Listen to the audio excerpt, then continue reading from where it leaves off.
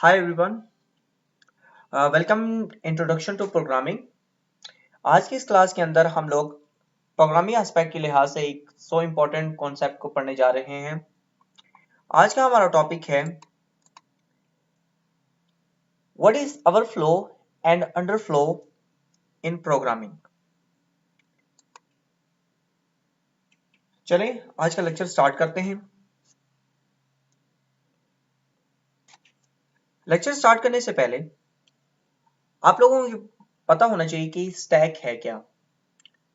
Basically overflow और underflow का concept particularly हमारे पास मेमोरी असाइनिंग के दौरान जब आप वेरिएबल को एक वैल्यू असाइन करते हो, उसके अकॉर्डिंगली जब आप आउटपुट के लिए जब कंप्यूटर प्रोसीड करता है तो उस टाइम कंप्यूटर के पास स्टैक के अंदर जो मिनिमम और मैक्सिमम वैल्यू स्टोर हो सकती हैं उसके बेस के ऊपर आपका रिजल्ट आउटपुट होता है। हम सबसे पहले समझते हैं कि स्टैक है क्या। स्टैक बेसिकली एक एब्स्ट्रैक्ट डेटा टाइप है जो कि एक ही टाइप के जो एलिमेंट्स हैं उनका कलेक्शन है। ये जिस प्रिंसिपल के अकॉर्डिंगली काम करता है वो पुश, यानी हम लोगों ने कोई वैल्यू एक चीज के अंदर स्टोर कर दी और हम लोगों ने और आफ्टर द एग्जीक्यूशन हम लोगों ने वहां से वैल्यू पॉप कर दी, मतलब रिमूव कर दी।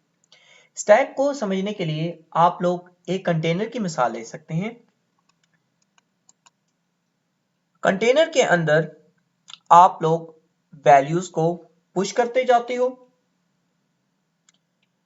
उसके अकॉर्डिंगली आप लोग वर्क प्लेस करते हो, यानी आप लोग प्रोसीडिंग करते हो। प्रोसीडिंग करने के बाद आप लोग रिजल्ट पॉप यानी आउटपुट ले लेते हो। डेटा स्ट्रक्चर के कॉन्सेप्ट के accordingly stack is so important. बहुत सारी लैंग्वेजेस स्टैक को सपोर्ट करती हैं। बहुत सारी लैंग्वेजेस के अंदर मेमोरी डीएलोकेशन का कॉन्सेप्ट भी मौजूद है। मसलन जावा के अंदर अगर हम लोग सी की लैंग्वेज की बात करें तो सी इटसेल्फ हमारे पास मेमोरी लीक्स का जो कॉन्सेप्ट है उसको लिए हुए है, मगर जावास्क्रिप्ट के अंदर मेमोरी डीएलोकेशन का कॉन्सेप्ट है। इसी वजह से जिन सिस्टम के अंदर जावा बेस्ड एम्बेडेड सिस्टम होते हैं वो वर्किंग के अकॉर्डिंगली एक इफिशिएंट और आपको मेमोरी कन्वीनियंट के हिसाब से आपको एक अच्छा इंटरफेस प्रोवाइड करते हैं। ऑन द अदर सेंस अगर आप लोग सी लैंग्वेज की बात करें तो सी लैंग्वेज के अंदर हमारे पास कोई ऐसा कॉन्सेप्ट नहीं है जिसके अंदर हम लोग मेमोरी का जो कंटेनर है जिसके अंदर हम लोग वैल्यूज को स्टोर करेंगे या वैल्यूज के आउटपुट लेंगे, उसको क्लीनिंग यानी पॉप आउट का जो कॉन्सेप्ट है, अगर हमारे पास हम लोगों ने कोई वैल्यू पॉप इन कर दी यानी वेरिएबल को असाइन कर दी तो वो पुश के बाद पॉप नहीं होगी, वो उसी मेमोरी स्टॉक के अंदर ही स्टक रहेगी, जो कि मेमोरी की अकॉर्डिंगली अगर बात करें, मेमोरी एफिशिएंसी की बात करें तो it's not a good concept. अब हम लोग अपने कॉन्सेप्ट को आगे लेके चलते हैं। हम लोग देखते हैं कि हमारे पास ओवरफ्लो है क्या। जब भी हम लोग वेरिएबल को उसके अकॉर्डिंगली डेटा टाइप के अकॉर्डिंगली जब हम लोग इसको डिक्लेयर करते हैं, डिक्लेयर करने के बाद डिक्लेरेशन के दौरान हम लोग वेरिएबल को एक वैल्यू भी असाइन करते हैं। That's a different concept. हम आज के कॉन्सेप्ट के अंदर हम लोग अगर बात करते हैं तो हम लोग ओवरफ्लो और अंडरफ्लो है। तो हमारे पास जब भी हम लोगों ने वेरिएबल को एक न्यूमेरिकल वैल्यू हम लोगों ने स्टोर करवाई, यानी x इज इक्वल टू 5 और समथिंग या x is equal to something 32,000, तो हम लोगों ने वेरिएबल को एक particular value numerical value assign कर दी जो कि उसकी मिनिमम और मैक्सिमम वैल्यूज हैं। अब ओवरफ्लो और अंडरफ्लो कब अकर होता है? जब आप लोगों ने ऐसी वेरिएबल की वैल्यू असाइन कर दी जो कि उससे उसके स्टैक के अंदर स्टोर नहीं हो सकती। जब वेरिएबल के स्टैक के अंदर वो वैल्यू स्टोर नहीं हो सकती तो हमारे पास यकीनन जब हम लोग आउटपुट लेंगे तो हमारे पास आउटपुट का रिजल्ट प्रॉपर नहीं आएगा।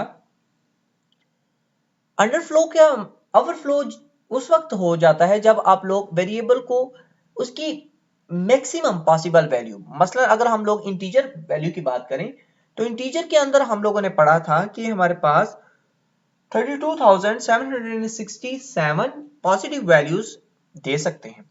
अगर हम लोग इससे ज्यादा वैल्यू अगर हम लोग वेरिएबल को असाइन कर देते हैं तो वो हमारे पास ओवरफ्लो का कॉन्सेप्ट ले आती है। ऑन द अदर सेंस, अगर हम लोग वेरिएबल को वैल्यू असाइन कर देते हैं x इज इक्वल टू -32,768, यानी हम लोग मिनिमम इतनी वैल्यूज को दे देते हैं या इससे हम लोग कम देते हैं, फॉर इंस्टेंस हम लोग 31,700 दे देते हैं, तो ये जो है एक मेमोरी लीक्स का प्रॉब्लम है, क्योंकि हमारे पास एक स्टैक जिसके अंदर इस तरह एक कंटेनर के अंदर 32,000 वैल्यू स्टोर हो सकते हैं। अगर हम लोग उस कंटेनर को प्रॉपर्ली यूज नहीं करते तो हमारे पास बहुत सारी स्पेस बच जाती है।